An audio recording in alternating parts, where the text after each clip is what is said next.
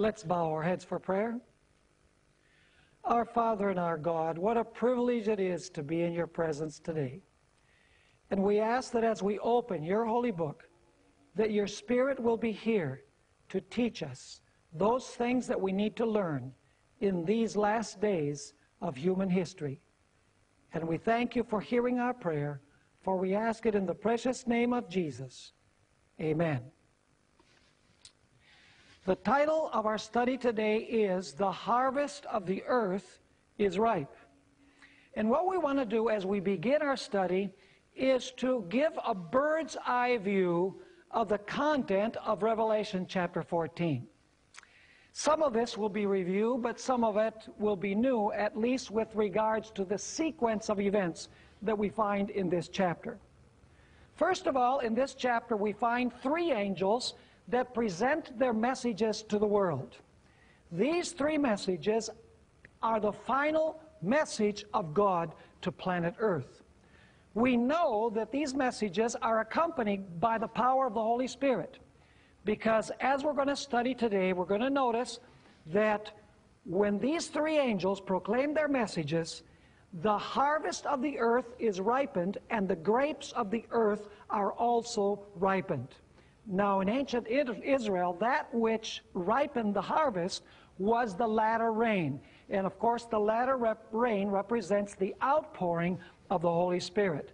So basically, these three angels' messages are accompanied by the power of the Holy Spirit, and this power, or this latter rain, is going to mature the world into what the Bible calls the harvest and the grapes.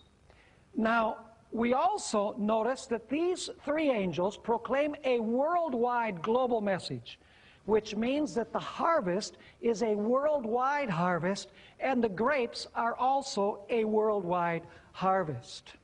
Now, these three messages basically polarize the world into two groups. One group, the faithful, keep the commandments of God, including the fourth commandment, or the commandment regarding the Sabbath. The other group break God's commandments and disobey the great Sabbath truth that we find in Scripture. One group receives, according to the Bible, the seal of God. That is, those who are obedient to God. And the other group receives the mark of the beast, which we've already studied, means knowingly keeping the first day of the week, when very clearly you understand that the Sabbath is the day of rest. And so the Bible tells us that there will be two groups. The way that people respond to these three messages will determine which group they are in.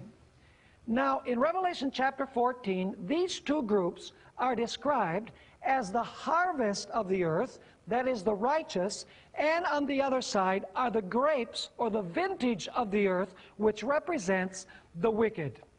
Now, it's important to notice that the righteous, according to Revelation 14, as we will study, are gathered inside the city of Jerusalem, whereas the wicked, or the grapes, are gathered outside the city of Jerusalem. Now, there's a very important principle that we need to understand in order to comprehend what we're going to study in our lecture today. And that is that in the book of Revelation, Babylon is not literal Babylon in the Middle East. Babylon is actually a spiritual, symbolic, worldwide system that is inimical to the people of God. On the other side, Jerusalem is not a literal city either.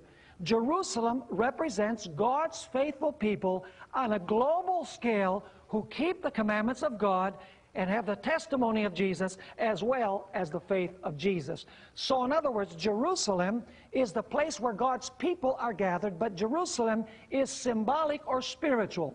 Babylon is the place where the wicked are gathered, but Babylon needs to be understood in a spiritual and global or worldwide sense. Now, allow me to amplify this principle a little bit as we begin our study, because it's going to be foundational for what we study in the rest of the lecture. What I want us to understand now is what I call the law of the literal and the spiritual. And I'm going to illustrate it by talking about the garments that were worn by our first parents, Adam and Eve. The Bible tells us that God's garments are garments of light. In fact, the true church in Revelation 12 is represented as a woman who's clothed with the sun.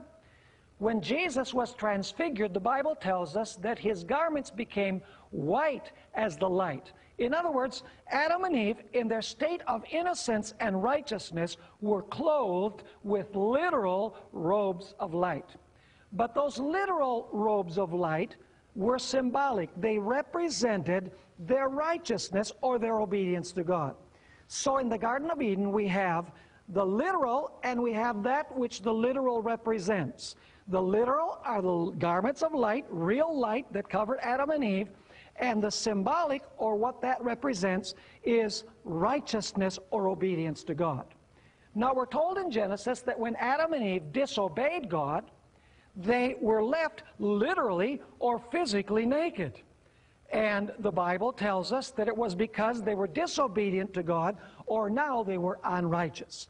In other words, their nakedness, literal nakedness, also represented symbolically spiritual nakedness, unrighteousness, or disobedience to God. So we notice then that originally there was the literal and the spiritual together in the Garden of Eden. A literal robe of light which represented spiritual righteousness. Then when man sinned, man was left literally naked, and the Bible tells us that that represented the fact that man was now unrighteous. Now the Bible tells us that God is going to resolve this problem of nakedness in two ways. You see, he has to resolve the problem of spiritual nakedness as well as literal nakedness. Now the Bible tells us that the first thing that God fixes or repairs is by covering us with the spiritual robe of Christ's righteousness. In other words, it's the symbolic robe of Christ's righteousness. Notice Galatians chapter 3 and verse 26. Galatians 3 and verse 26, and we'll also read verse 27. It says here, "For you are all sons of God through faith in Christ Jesus. For as many of you as were baptized into Christ," notice, "have put on Christ." Obviously, we have not literally put on Christ. We don't have a literal robe of light. We have the spiritual robe, which represents the righteousness of Jesus Christ, symbolically speaking. However, God needs to restore man someday to the fullness of what he was in the Garden of Eden. And by the way, when I say man, I'm talking generically. It includes man and woman. But God has to restore not only the spiritual robe of Christ's righteousness by covering us spiritually, but someday the Bible tells us that he's also going to give us once again that literal robe of light. But that literal robe comes in the future. I want you to notice Revelation 7, 9 and 10, where it speaks about this moment. It says there, "After these things I looked, and behold a great multitude which no one could number, of all nations, tribes, peoples, and tongues, standing before the throne and before the Lamb." Now notice this, "clothed with white robes, with palm branches in their hands, and crying out with a loud voice, saying, Salvation belongs to our God, who sits on the throne, and to the Lamb." Notice that at this point, God's people are in heaven with Jesus. And the Bible tells us that they are clothed with white robes. Now these are literal white robes of light. So basically what Jesus does is now, in this period of human history, he covers us with the spiritual robes of Christ's righteousness. And of course, when Jesus comes again, he is going to give us an immortal body, and he is going to cover us with a literal robe of light, like the robe of light that covered Adam and Eve. This is the principle that we need to remember as we study our passage today, which is Revelation 14 and verses 14 through 20. You say, how does this relate to the subject that we're studying? Well, the fact is that when the Bible speaks about Jerusalem in prophecy, we are first of all inside spiritual Jerusalem before Jesus takes us to the literal Jerusalem when he comes again. In other words, we are spiritually in Jerusalem even though we live in different places of the earth, and someday, if we're faithful, Jesus will take us to be literally in Jerusalem. Allow me to read you some verses that show this very important principle. Hebrews 12, verses 22 to 24. Hebrews 12, 22 to 24. And I want you to notice the tense of the verb. But you, speaking about God's faithful people, but you have come to Mount Zion. He's saying in the times when he wrote to the Hebrews, you have come. In other words, they were already there. It says, but you have come to Mount Zion and to the city of the living God. Now, which Jerusalem is this? The heavenly Jerusalem, to an innumerable company of angels, to the general assembly and church of the firstborn, who are registered in heaven. Notice that the key is that God's people are not literally in heaven in the New Jerusalem. They are written in heaven. In other words, they are citizens of heaven. So it says in verse 23, to the general assembly in heaven, to God the judge of all, to the spirits of just men made perfect, and to Jesus, the mediator of the new covenant, and to the blood of sprinkling that speaks better things than that of Abel. So here the author of Hebrews is telling us that we have come to Zion, we have come to the heavenly Jerusalem. We are actually spiritually reckoned in the heavenly Jerusalem, even though we live in different parts of the world. I want you to notice also Galatians chapter 4 and verse 26. Here the Apostle Paul explicitly tells us that Christians are citizens of the New Jerusalem. This is what he says. But the Jerusalem above, that is the new one, is free, which is the mother of us all. Notice also Philippians chapter 3 and verses 20 and 21. Philippians chapter 3, verses 20 and 21. It says there, for our citizenship is in heaven, from which we also eagerly wait for the Savior, the Lord Jesus Christ, who will transform our lowly body, that it may be conformed to his glorious body, according to the working by which he is able to subdue all things to himself. So notice here that the Apostle Paul tells us in his letter to the Philippians that our citizenship is in heaven. Basically, I'm a U.S. citizen. When I travel to Colombia, or when I travel to Venezuela, or when I travel to England or some other country in the world, I can say that really my country of origin, my country where my citizenship is the United States. And so is with our spiritual citizenship. We can live anywhere in the world, but our name and our citizenship is in the New Jerusalem in heaven. So when Revelation speaks about God's people being in Jerusalem and the grapes or the wicked being gathered outside Jerusalem, it's not talking about the wicked gathering over next to the literal city of Jerusalem to attack that literal city in the Middle East. What it's saying is that global Babylon, represented by the winepress, is going to gather around God's people who are spiritually in Jerusalem all over the world, and this is going to be the final battle. In fact, we're going to notice that the wicked will gather around God's people all over the world with the intention of destroying them. But of course, we know that when Jesus comes, then Jesus is going to take all the citizens of the New Jerusalem up to the New Jerusalem, and then after the 1,000 years, we will live in the city of Jerusalem, and it will be the capital of the universe. Now, I'd like us to go to Revelation 14, verses 14 through 16, where we have the first harvest mentioned.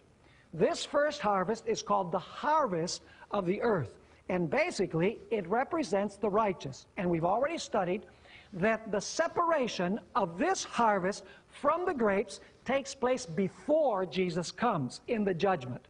In other words, there is an investigative pre-Advent judgment in heaven where by the response that people give to the three angels' messages, God separates people into the group of the righteous and into the group of the wicked before the second coming of Jesus Christ.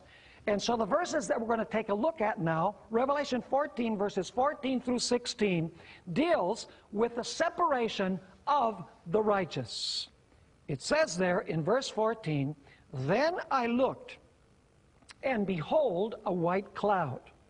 And on the cloud sat one like the Son of Man." I want you to remember this. The Son of Man is seated on a cloud. And then it says that he has on his head a golden crown, and in his hand a sharp sickle. So the Son of Man comes on the cloud, and he is coming, as we'll notice, to his Father, to the Ancient of Days, and he has a sickle in his hand, and of course a sickle has the purpose of harvesting. And then notice verse 15. Actually, let's look at verse 15. It says, "And another angel came out of the temple, crying with a loud voice to him who sat on the cloud, 'Thrust in your sickle and reap, for the time has come for you to reap.'" And as we've already noticed, the reaping or the separation takes place before the second coming of Jesus. Because when Jesus comes, he comes to reward his people. So before that, he must have determined in a heavenly judgment who his people are. And so this angel says to the one who is seated on the cloud, "Thrust in your sickle and reap, for the time has come for you to reap." And now listen to this. "For the harvest of the earth is ripe." I want you to remember that. It says the harvest of the earth is ripe. Because a little bit later on, we're going to go to the Old Testament background to this passage in Revelation chapter 14. And we're going to notice that it doesn't say the earth, it says something differently. And so it says, "For the harvest of the earth is ripe." Verse 16, "So he who sat on the cloud thrust in his sickle on the earth," there it is again, "and the earth was reaped."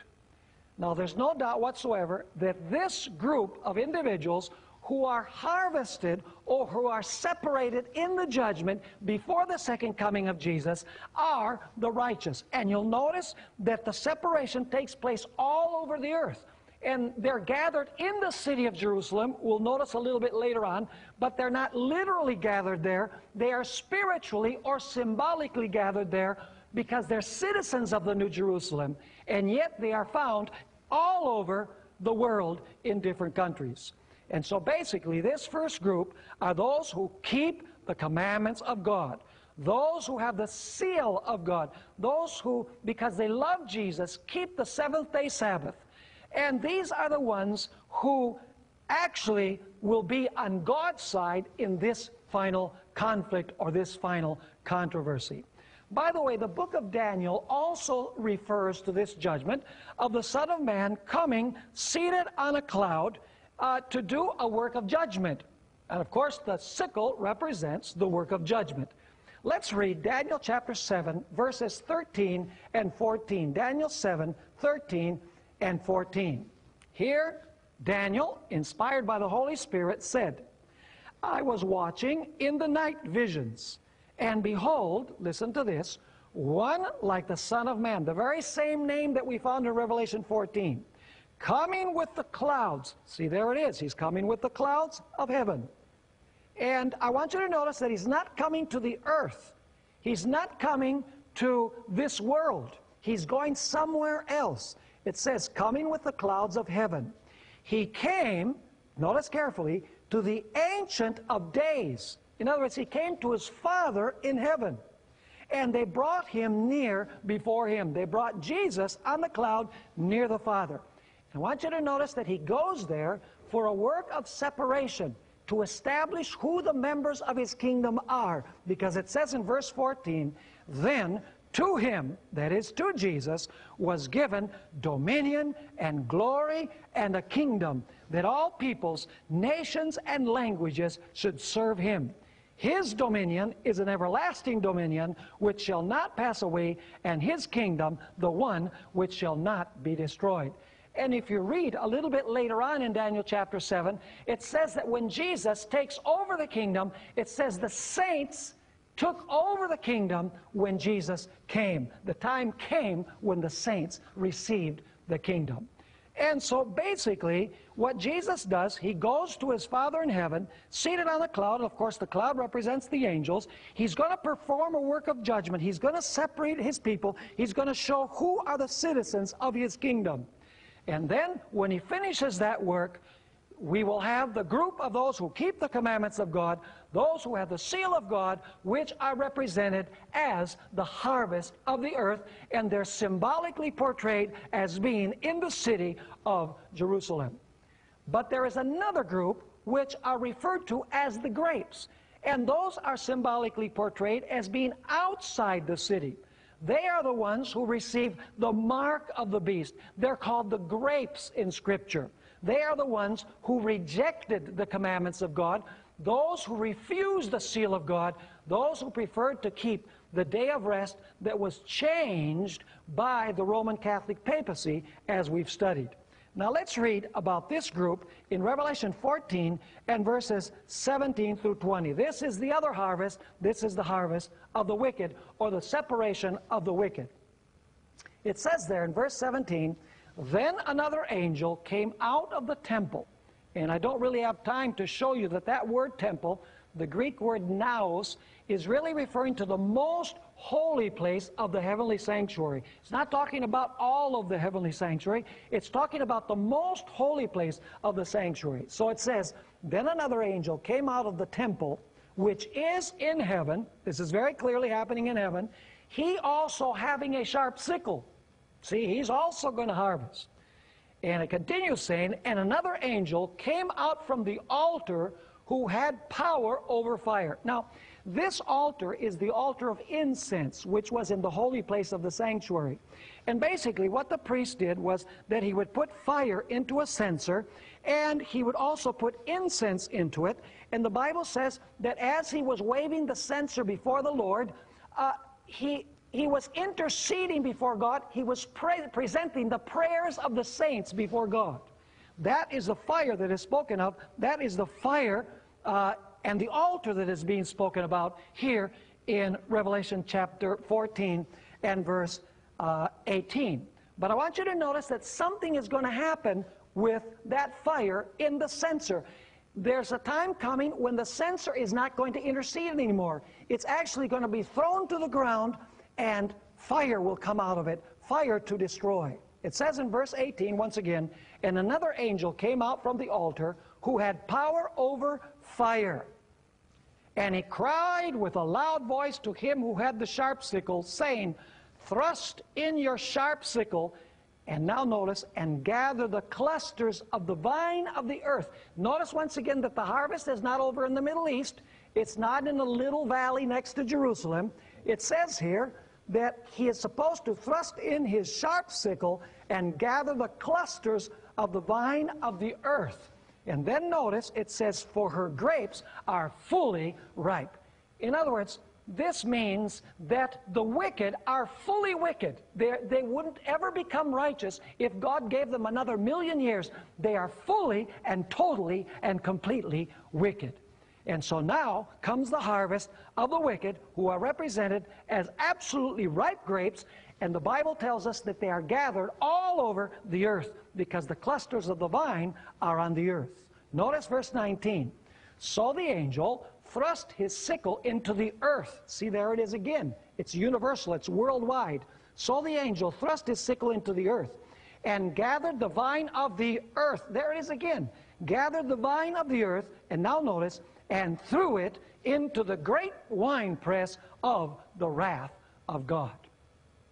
Now this directly connects with the third angel's message, because the third angel's message says that whoever worships the beast, which we've already identified as the Roman Catholic papacy, as a system, and whoever worships his image, which basically is when the United States of America joins church and state and sets up a system similar to the one that the papacy had during the Middle Ages, and whoever receives his mark, the mark of the beast, we've already studied carefully from the Bible, represents the counterfeit day of worship. Whoever worships the beast, his image, or receives his mark, it says, the same shall drink the wine of the wrath of God, which is poured out without mixture into the cup of his indignation. So in other words, we find here the moment when the wicked have already made their decisions, they've already rejected the seal of God, they've accepted the mark of the beast, and now they're harvested as grapes,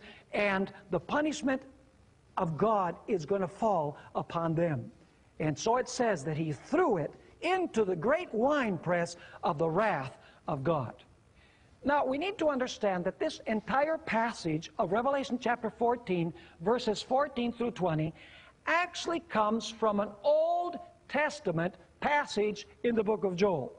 So if you have your Bibles, I invite you to go with me to the book of Joel, chapter 3, and we're going to read verses 9 through 12. Now let me tell you what the picture is here. The picture here is of God's people gathered in the city of Jerusalem. And the wicked nations that surround Jerusalem are coming to the valley of Jehoshaphat, which was just outside the city of Jerusalem, and they're coming there with the intention of slaying those who are found within the city.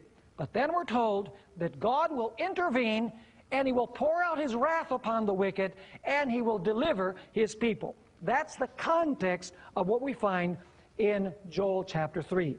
So let's begin reading at verse 9. Proclaim this among the nations. Prepare for war. Notice that the nations are coming for war. Wake up the mighty men. Let all the men of war draw near. Let them come up. Beat your plowshares into swords, and your pruning hooks into spears. Let the weak say, I am strong. Assemble and come, all you nations, and gather together all around.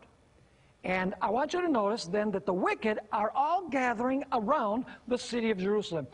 But notice that the wicked are not the only ones who are gathered there, because it continues saying in verse 11, speaking about God, cause your mighty ones to go down there, O Lord. And so we have two groups of that are fighting in this war.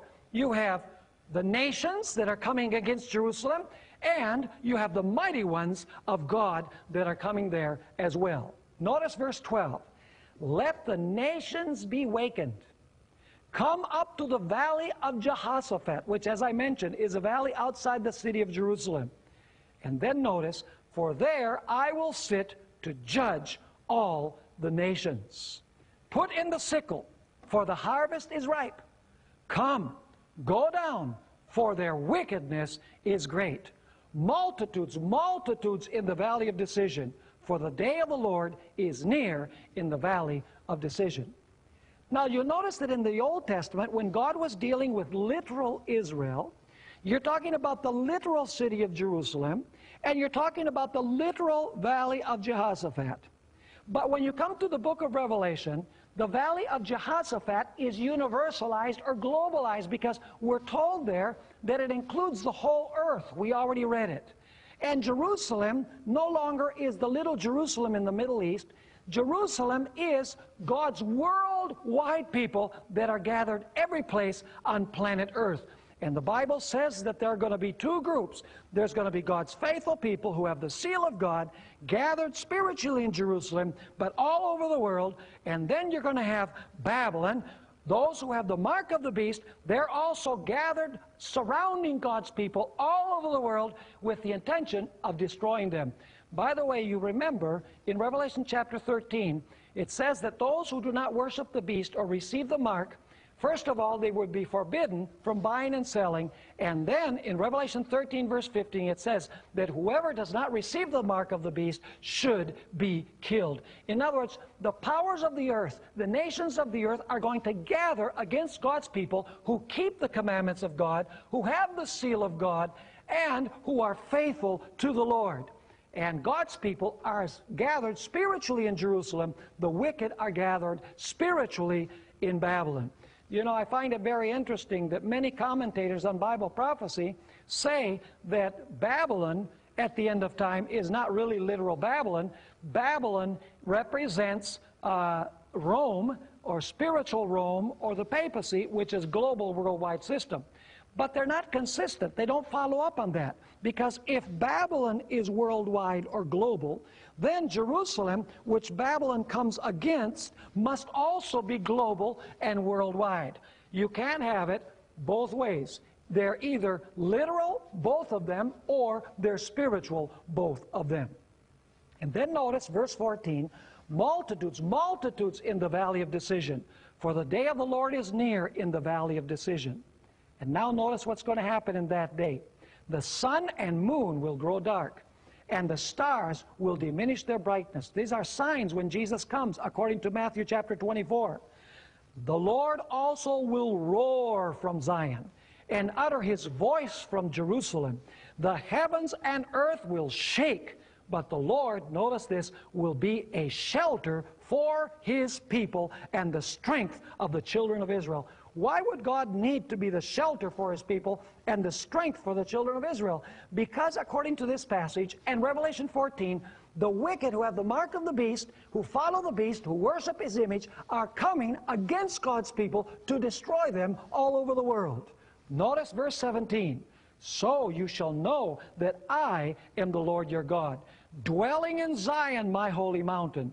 Then Jerusalem shall be holy, and no aliens shall ever pass through her again. The expression pass through her means attack her and try to destroy her and pillage her. Verse 18, and it will come to pass in that day that, and this is speaking about once Jesus comes, once you have the new heavens and the new earth, it says, and it will come to pass in that day that the mountains shall drip with new wine, the hills shall flow with milk, and all the brooks of Judah shall be flooded with water. A fountain shall flow from the house of the Lord and water the valley of the Acacias. Egypt shall be a desolation. These are enemies of God's people. And Edom, a desolate wilderness. Because, now notice why God is going to cause this for the enemies of God's people. It says, because of the violence against the people of Judah. For they have shed innocent blood in their land. But Judah, that is God's faithful people, shall abide forever, and Jerusalem from generation to generation. So this is the picture that we find in Revelation 14. Revelation 14 is talking about three angels' messages that go to the world. These three messages are accompanied by the power of God's Holy Spirit.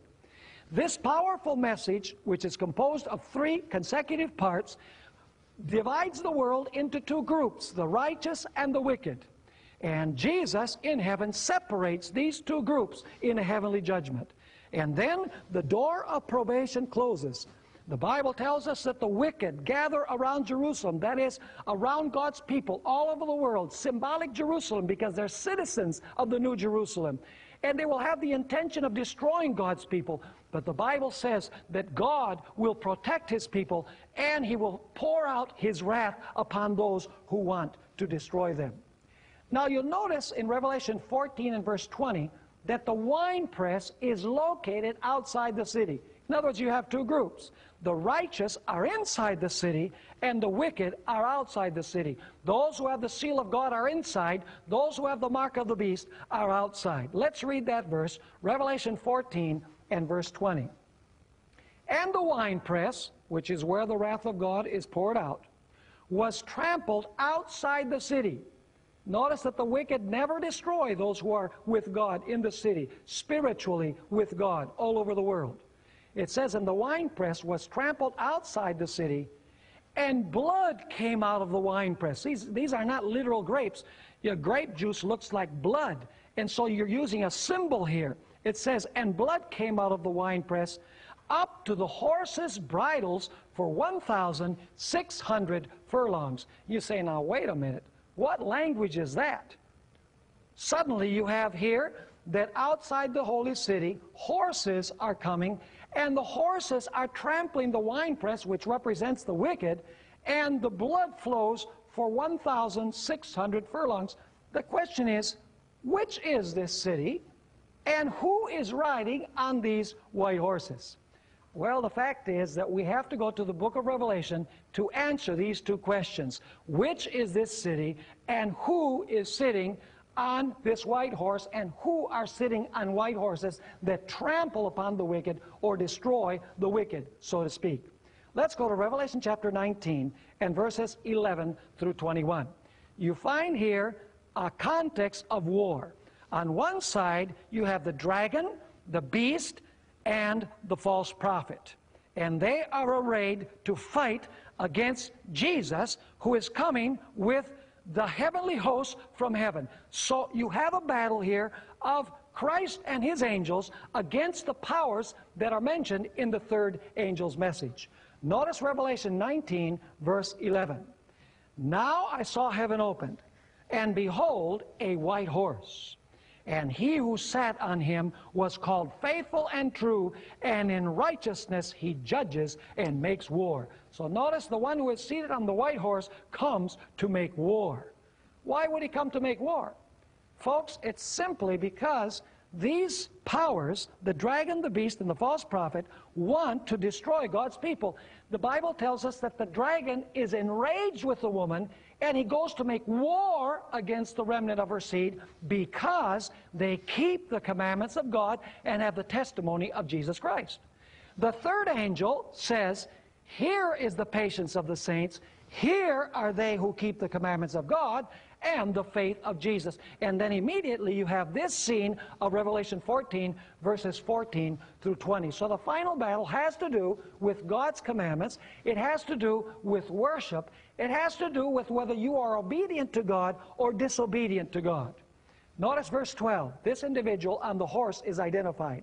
His eyes were like a flame of fire, and on his head were many crowns. The word diademata, which is the crown of a king.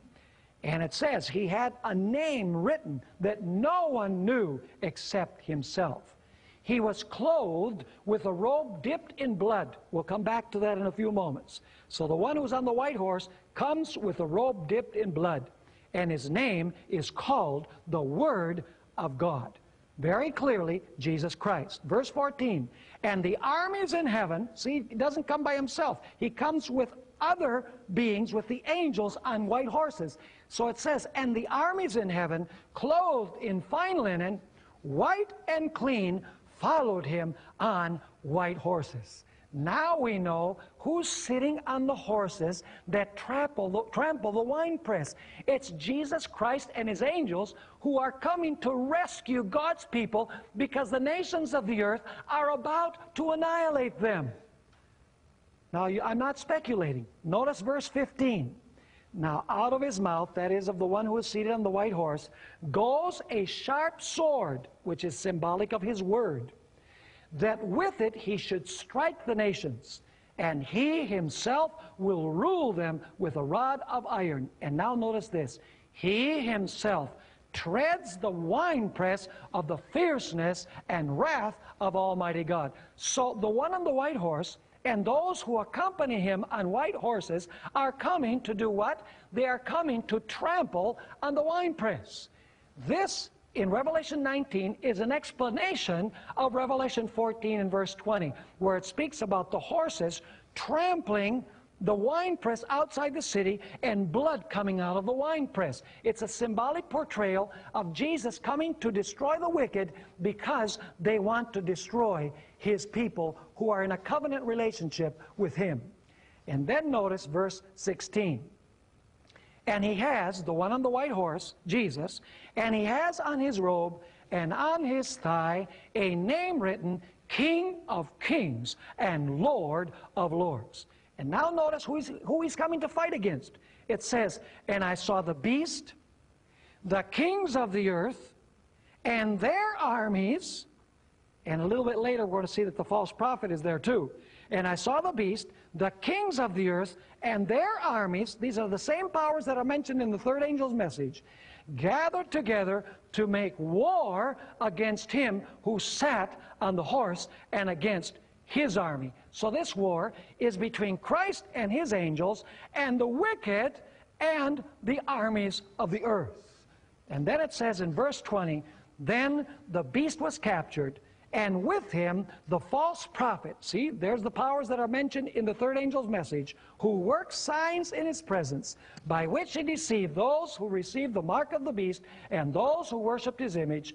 These two were cast alive into the lake of fire burning with brimstone. That's in the third angel's message too. It says whoever receives the mark of the beast and worships the beast will be punished with fire and brimstone, the wrath of God. So we know that this scene is connected with the third angel's message. Verse 21, and the rest, that is the remnant, those who are still left after the initial coming of Jesus, it says, and the rest were killed with the sword which proceeded from the mouth of him who sat on the horse, and all the birds were filled with their flesh. That is, when Jesus actually arrives on planet Earth, there's only a remnant to destroy, because before this, the plagues have decimated and destroyed many of the people on planet Earth. And when Jesus comes, there's only a remnant left to be destroyed. Now you'll notice that the Bible portrays Jesus symbolically as being clothed with a robe dipped in blood. In other words, with a red robe. Now, this is not saying that when Jesus comes, he's going to come with his blood to save people. Although it's true that he's going to save his people from annihilation, the Bible explains that the reason why Jesus is clothed in red garments is because Jesus is coming to trample upon the winepress. Now, I don't know if you know what a winepress is, but basically, in some places in Italy, they still do it the old way. They put the ripe grapes in a great big pool-like structure, you might say, and then they get inside and they start stepping on the grapes to make the wine. And that's the wine press. And by the way, the Bible says that sometimes they sang songs as they were trampling on the grapes. And of course, as they trampled on the grapes, the grapes splattered and their clothing got red because they were trampling upon the grapes. This is the image. The image is that Jesus is coming to destroy those who would destroy his people. It says in Isaiah 63, where this imagery comes from, verses 1 through 4, who is this who comes from Edom with dyed garments from Basra? This one who is glorious in his apparel, traveling in the greatness of his strength? Here comes the answer. I who speak in righteousness, mighty to save. So who is this that is coming, according to this, from Edom, with dyed garments from Basra, who is glorious in his apparel? It says, God answers, I who speak in righteousness, mighty to save. And then the question is asked, why is your apparel red? That is, why is your clothing red? And your garments like one who treads the winepress. See, there it is. His garments are red because he treads the winepress. And then he explains why. I have trodden the winepress alone, because Jesus came and he suffered the wrath of God. He drank the cup of God's wrath. He did it for everyone on planet Earth. But if you refuse to accept Jesus Christ, who drank the cup of God's wrath in your place, then we must drink the wrath of God, the wine of the wrath of God ourselves. And Jesus doesn't want anyone to go through that. He wants everyone to repent and to come to Jesus, that they might experience salvation. And so it says in verse 3, I have trodden the winepress alone, and from the peoples no one was with me, because Jesus suffered basically by himself. And then it says, for I have trodden them in my anger and trampled them in my fury. This is talking about what's going to happen in the future. Not literally, but symbolically. It's talking about the destruction of the wicked. And it says, their blood is sprinkled upon my garments, and I have stained all my robes. For the day of vengeance is in my heart, and the year of my redeemed has come.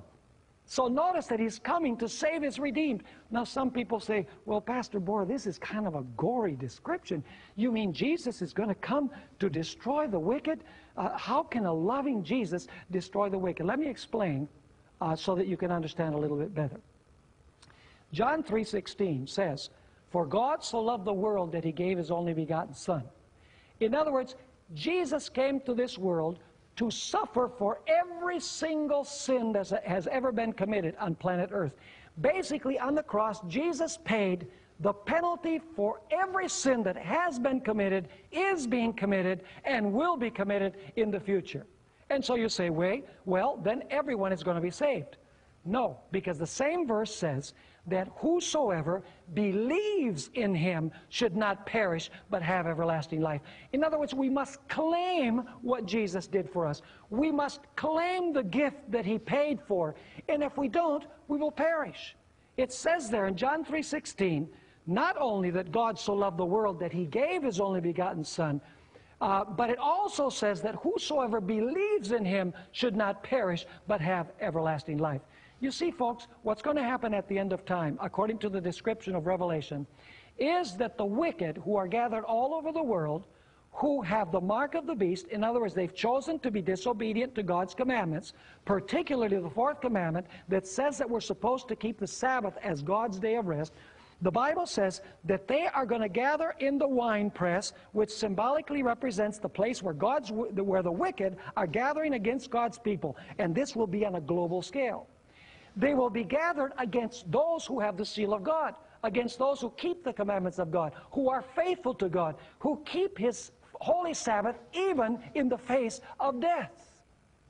Now, what would you expect? Would you expect Jesus Christ to simply allow the wicked to destroy his people and to blot them out from the earth?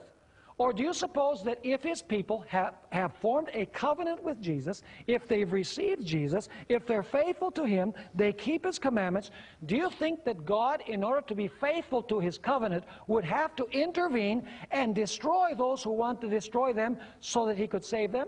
Of course. Jesus gave those who want to destroy his people the opportunity to be saved. But they rejected the opportunity. The issues became very clear. The seal of God was clearly understood to represent the observance of God's holy Sabbath. The mark of the beast was clearly understood as observing the day that was changed by the Roman Catholic papacy. The issues were clear to everyone on planet Earth, and yet some people, in the fullness of light, chose to continue keeping the day of rest that God did not establish from the very beginning. And so basically, Jesus has to come to this earth to destroy the wicked, because if he doesn't, the wicked will destroy the people of Jesus. I might give you an example.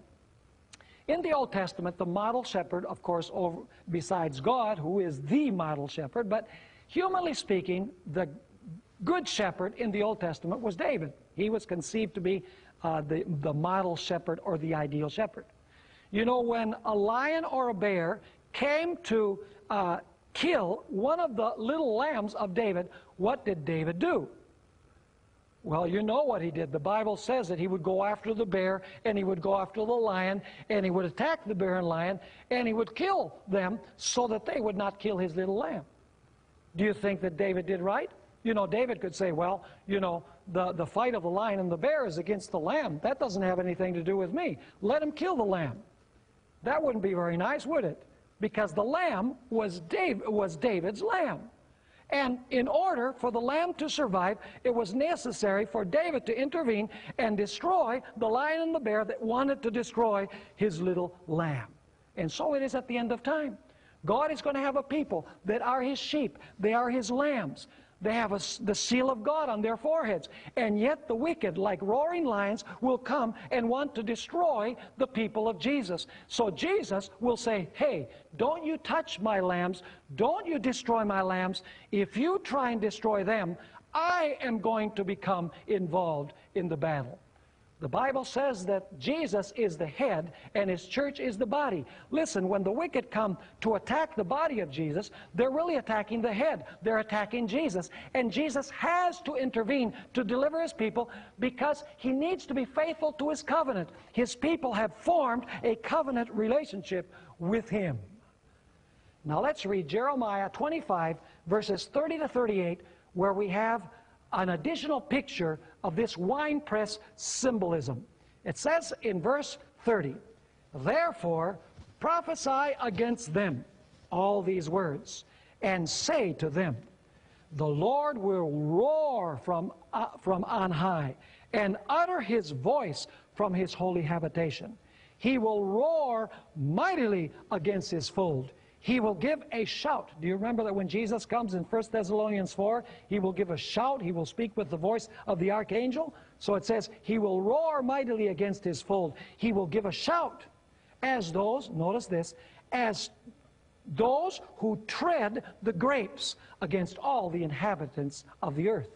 A noise will come to the ends of the earth, for the Lord has a controversy with the nations. He will plead his case with all flesh. He will give those who are wicked to the sword, says the Lord.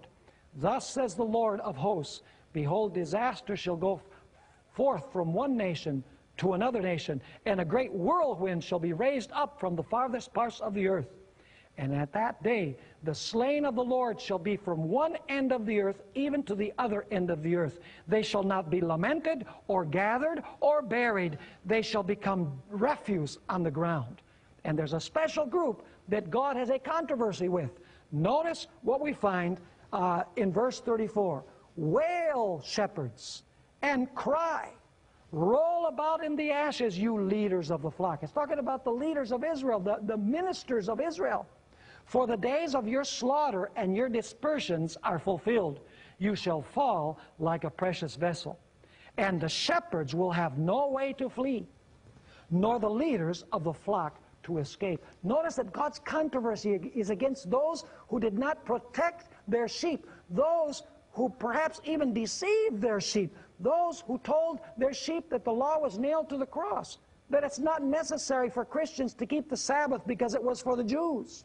It says in verse 36, a voice of the cry of the shepherds and a wailing of the leaders to the flock will be heard.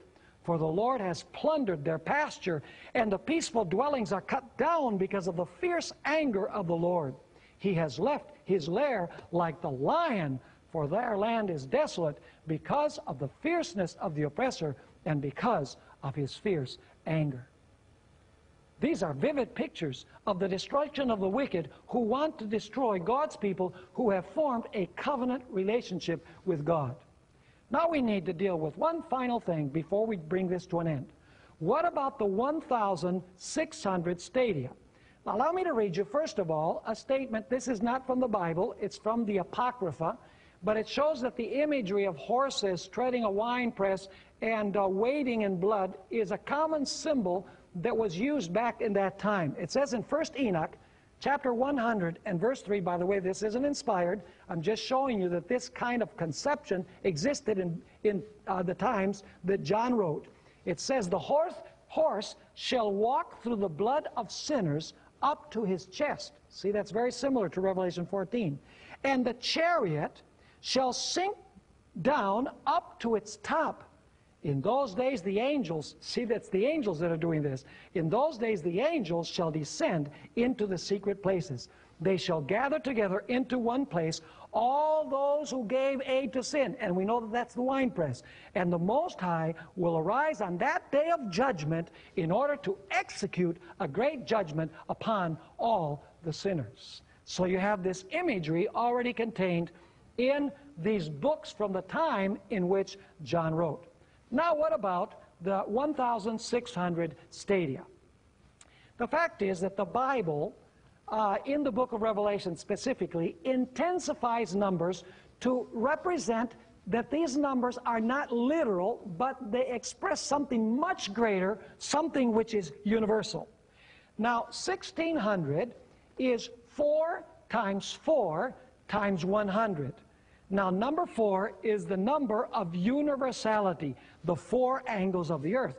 But what John is doing, inspired by the Holy Spirit, is intensifying the number 4. He's multiplying 4 times 100 to express the fact that the winepress covers the whole earth. In fact, the Bible does this also with the 144,000. The 144,000 is 12 times 12 times 1,000. In other words, it represents a much larger group than literally 144,000 people. So basically, this 1,600 stadia is a multiple of 4 intensified, which represents the fact that the wicked will be found globally in the winepress of the world, surrounding God's faithful people that are in spiritual Jerusalem on a global or worldwide scale. Now, there's an interesting commentary made by Jameson, Fawcett, and Brown. This is a very well-known Bible commentary. It's not written by Seventh-day Adventists, but they grasped this idea that 1600 represents something that happens on a worldwide scale. They say in their commentary this: 1,600, a square number, 4 by 4 by 100. The 4 quarters, they explain, north, south, east, and west of the Holy Land, or else of the world, the universality of the worldwide destruction being indicated. And so basically they're saying that 1,600 stadia represents an intensified number 4, symbolizing the fact that this is going to take place on a global or worldwide scale. So it's not necessary for us to look over to the literal Middle East for the fulfillment of these prophecies. The final issue is not Jews against the Russians and the Arabs or the Palestinians. The final issue does not have to do with the oil of the Middle East. The final issues are not of a political nature. The final issues are whether you have the seal of God or the mark of the beast, whether you are obedient to the commandments of God or whether you are disobedient, whether you worship God on His holy day or whether you worship on the day that the beast has established as a counterfeit day of worship. In other words, the final issues will not be material or financial or economic. They will have to do with deep spiritual issues. Who do you obey? Who do you worship will determine on which side you are.